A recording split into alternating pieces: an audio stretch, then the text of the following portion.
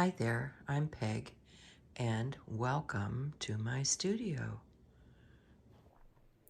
I hope this finds you all well. I'm okay because I can take it a day at a time and allow for downtime when I need it. So, art is one of those therapeutic things for me, and many times it's a process. Where do I begin?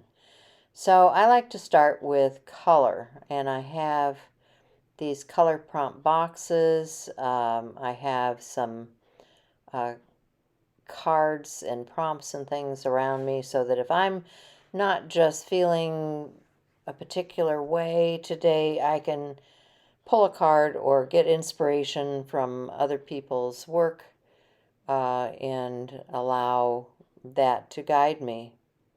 Sometimes it feels familiar to be in a safe place to start. It's also fun to experiment. Pick 3 to 5 colors and invent. If you are feeling like experimenting and you use a prompt or a palette suggestion, prompt cards, things on Pinterest, whatever, watch to see what color takes the lead and what color walks into another. If you're looking at these cards, see which colors are predominant and which ones uh, are what the characteristics of the different colors are. Now, I'm working with watercolor today. You may be working with different medium, but that's okay. You can work with whatever you are comfortable doing. And that's the second thing. What are you comfortable doing? How should I approach new work? So, this is your journey, and there's no hard and fast answers. You do what feels good to you. So, do you work with organics or geometric shapes? Do you like working in abstraction or realism? Do you love splashes and drips? It's all about just remembering to have fun and play because it's just paper and paint, right? So you need to think about what makes it your art style. Is it a doodle or the colors or collage elements? Do whatever it is that makes you happy. And I think you will be miles ahead of where you started.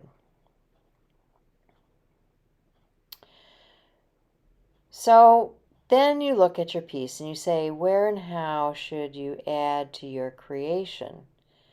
And you're going to want to focus on certain things. So let's get started creating and see where we go.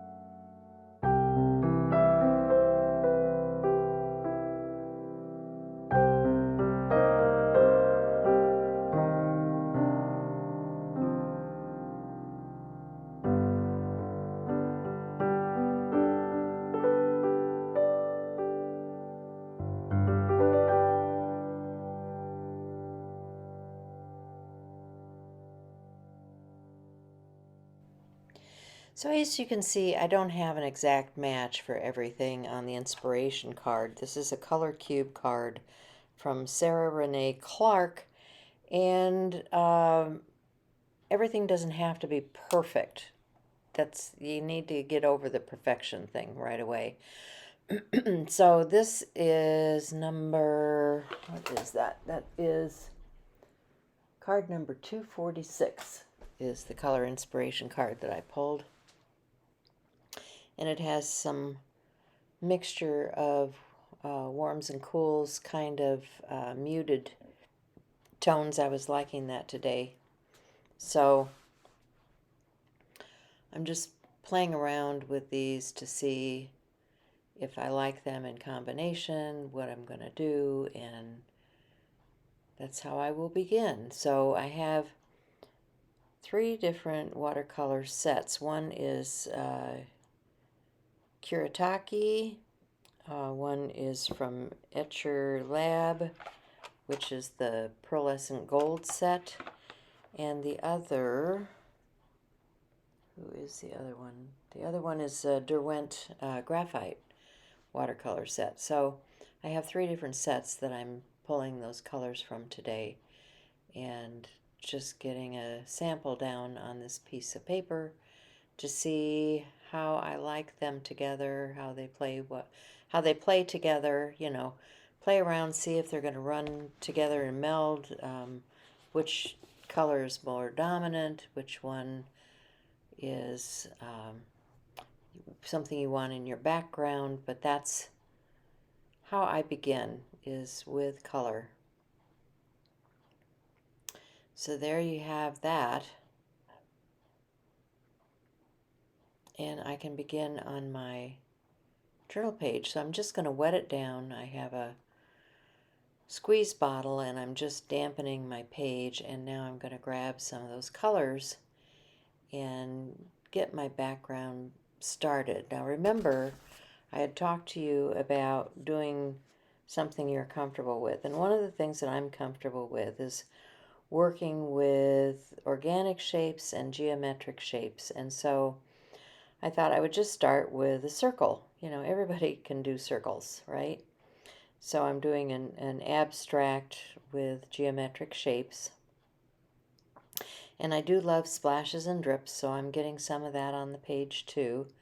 So just do the things that make you happy. Suppose you want something that's a little more realistic. Well, you can start the same way, but just do something that has a little more realism to it. Or,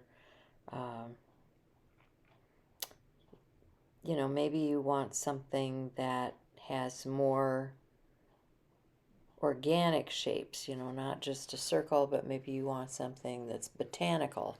And so you want to put your colors on the page, but do them in kind of a botanical mix. So here I'm just applying the paints, letting them meld together, seeing what kind of effect I like. I've got this copper color going, and I'm dropping it in to the other paint that's on the page, and just beginning with a background. So once you have, kind of created this part of your painting, this very first step, your background, your imagery, where you're going to go, then you do want to think about what you want to add to your creation.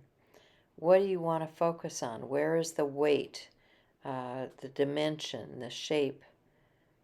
The piece will start to come together once you determine this. So add things that please you, whether it's a collage element or a splash of metallic or doodling, or whatever it is you want to do. Right now I'm adding a stenciled image, so I'm flipping through some of my stencils and adding some shapes to these circles. I'm doing the repeat. One of the things that makes a piece pleasing to your eye is when you repeat a shape that you have done before. So I'm getting some gesso on a sponge, and I'm just going to repeat the circle shape because, yeah, I'm using a lot of circles on this page.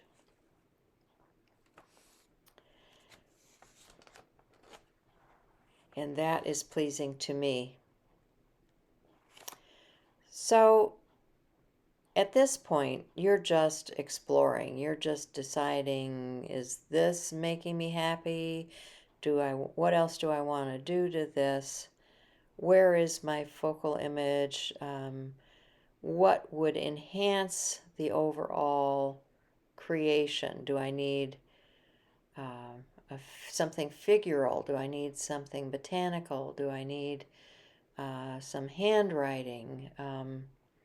All of those things can come into play as you're working on your page and thinking about it.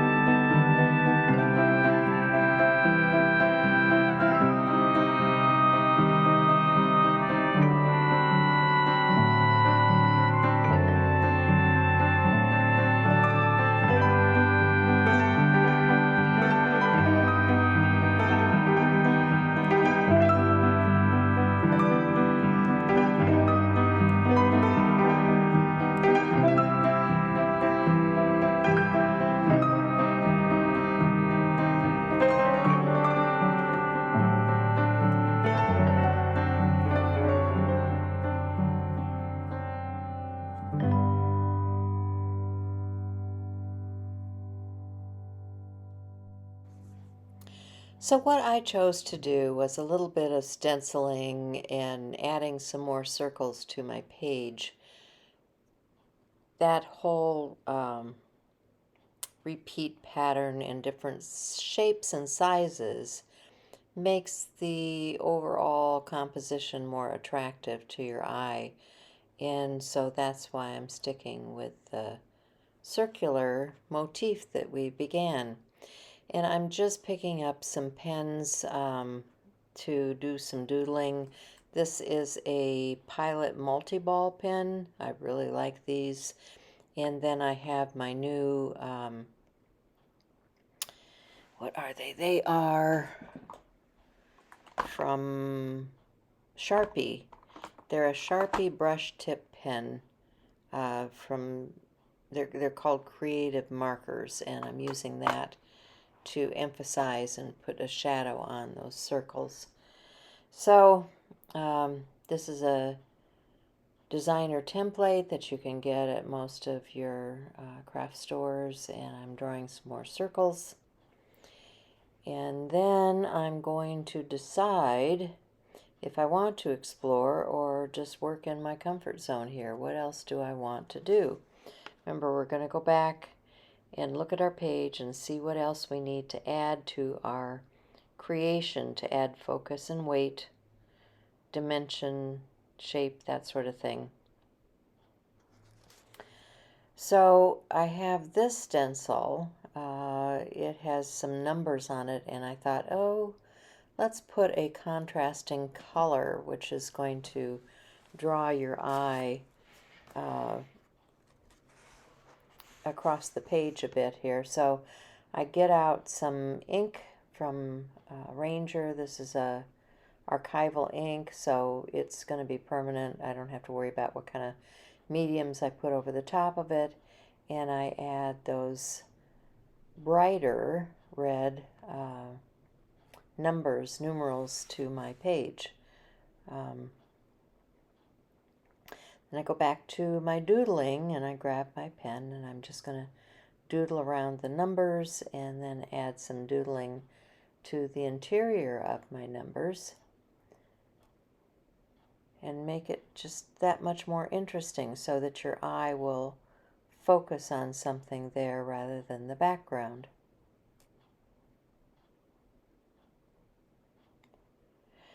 We always know what kind of day we're having, so you need to do what feels right for you.